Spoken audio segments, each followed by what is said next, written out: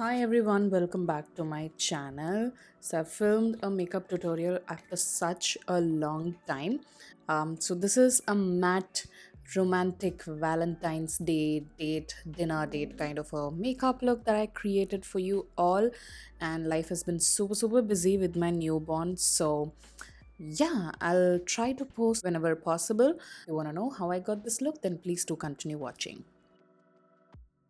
To begin with, my skin and lips are already prepped. Now I'm going to move on straight to the brows, for which I'm taking the M.A.C eyebrow kit and taking the darkest brown shade to fill in any gaps on my eyebrows and to define them and shape them. I'm also using the spoolie to comb through the brows to make sure the product is evenly distributed. And then I'm going to take my concealer and lay out a base for my eyeshadow like so. For eyeshadow, I'm taking the Jaclyn Hill Volume 2 palette and picking up this sort of like a rosy brown shade called Thick Skin and applying it on the crease as well as on the outer corners and blending it thoroughly. I'm gonna keep everything super rosy and peachy for today's look. Then I'm gonna take this nudie pink kind of a shade called Perfectionist and apply that on the empty space of the eyelid like so. I'm gonna add a bit of shimmer only on the inner corners, for which I'm taking the e.l.f. Liquid shadow in the shade Flirty Birdie, just feathering it out using my fingertips, sort of like a glittery inner corner. For liner, I'm using my Studio West liquid eyeliner in a black shade and I'm gonna create a nice winged eyeliner on both my eyes. This eyeliner is super jet black and matte and looked really pretty against the matte peachy pink shadow. To prime my skin, I'm taking my favorite e.l.f. Power Grip Primer and applying that on the main areas of my face and blending it out. It's a beautiful gripping primer and also adds a lot of luminosity to your skin.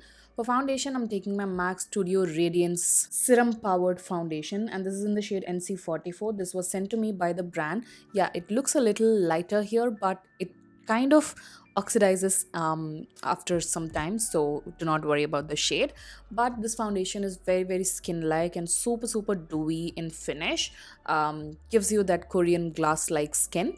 So yeah, I'm just applying that on the entire face and also it's got very light to sheer kind of a coverage, but I like a little bit of extra coverage, so I wanted to cover up my hyperpigmentation and also a little bit of my dark spots. So I took this Cups and Lashes concealer in the shade Dark Brown, which is a couple of shades darker to my skin tone, and applied it wherever I have the hyperpigmentation and spots. And then I used a little drop of the foundation to blend the darker concealer. I'm using the Daily Forever 52 Complete Coverage Concealer in the shade 05 to conceal and highlight my under eyes and blending it out thoroughly. Then I took the same Cups and Lashes Dark Brown Concealer to contour my skin like so and blend it out thoroughly as well to add some definition and chisel to my face. For blusher, I'm using the Rufa Beauty Liquid Blusher in the shade Over the Moon, which is a beautiful nudie pink kind of a blush color, and using my tiny little sponge to blend the product in. It's a very pretty blush, especially for this kind of a pink toned makeup look. Now I'm going to set and bake my face using the MAC Mineralized Lightening Powder in the shade Bright Side, which is like a pressed baking powder. So I'm just applying that using a powder puff on the under eyes and around the mouth and on my center of the forehead. And for the rest of the face, I'm using a powder brush. Then to highlight and add a bit of glow, I'm using the Hello Halo highlighter from Wet n Wild and this is in the shade I Met Someone. I'm taking the more rose goldy kind of a shade to add a bit of glow to my skin. I'm also defining my lower lash line using the shade Thick Skin. And off camera, I went and did my hairdo like so in a romantic updo. Before I apply mascara, I'm gonna set my face using the Maybelline Fit Me setting spray like so. This is also a beautiful setting spray to make your makeup last super long as well as add a bit of glowiness to your skin, which is exactly what we want for Valentine's. I'm gonna curl my lashes like so and add a bit of mascara. For mascara, I'm taking the Smashbox Superfan Mascara and apply several coats of this to my top eyelashes mainly because I'm going to skip on the falsies. I'm going to keep it as natural as possible to make it super wearable for Valentine's Day. And by now you might have noticed that the foundation has adjusted to my skin tone. It's become a tone darker. For lips, I'm taking the Swiss Beauty lip liner in the shade Chocolate, my most favorite lip liner in the affordable category, and blot off the lip oil that I had from earlier and just ever so slightly overdraw my lips like so. This lip liner literally goes with all the lipstick shades that I have, and it's perfect for brown girls. For lipstick, first I took the shade Cuffs and Lashes liquid lipstick in the shade July. This is more of a plummy pink kind of a color on my skin tone, so I just applied it on the entire lips, and I found it to be slightly darker, so I blotted it a little bit. And then I took the PAC Retro Matte gloss in the shade Sand, which is a liquid lipstick basically.